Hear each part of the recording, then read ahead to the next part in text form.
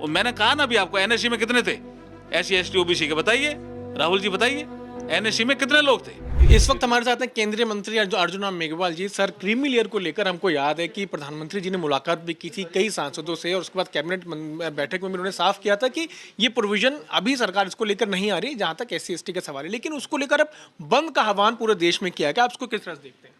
देखिए 9 अगस्त को प्रधानमंत्री जी को एक ज्ञापन दिया गया था संसद भवन में अनुसूचित जाति और जनजाति के सांसदों के द्वारा कि विपक्ष के कुछ MP, सत्र चल रहा था उस समय, ये भ्रम फैला रहे हैं कि सरकार क्रीमी लेयर लागू कर दिया, सुप्रीम कोर्ट का फैसला आ गया, ऐसा भ्रम फैला रहे हैं। तो एक ज्ञापन था।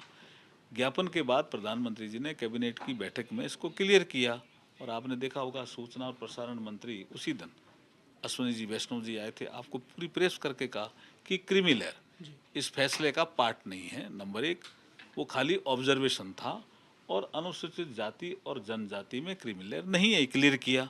दूसरा जो फैसले का पार्ट था वो था डायरेक्शन से संबंधित।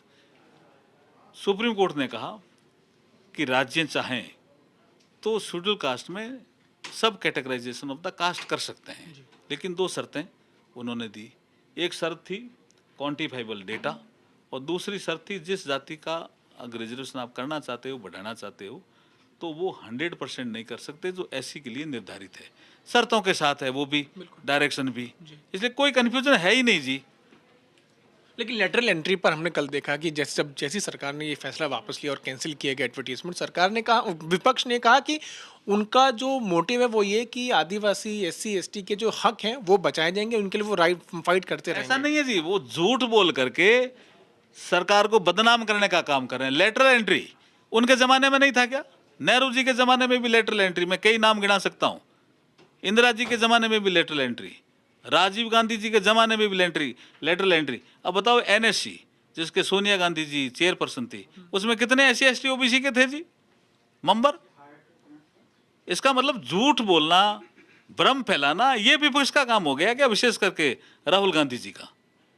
उनको देखना चाहिए ना कि उनके पीरियड में कितनी लेटरल एंट्री हुई है।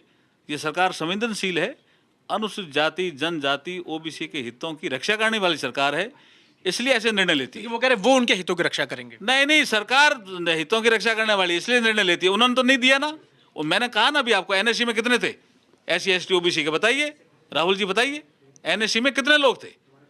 जो प्रधानमंत्री से ऊपर एक बॉडी आपने क्रिएट की। जी, फिर हम से बात करने के लिए कैमरा आलोक के साथ मैं पीयूष मिश्रा, दिल्ली आज तक।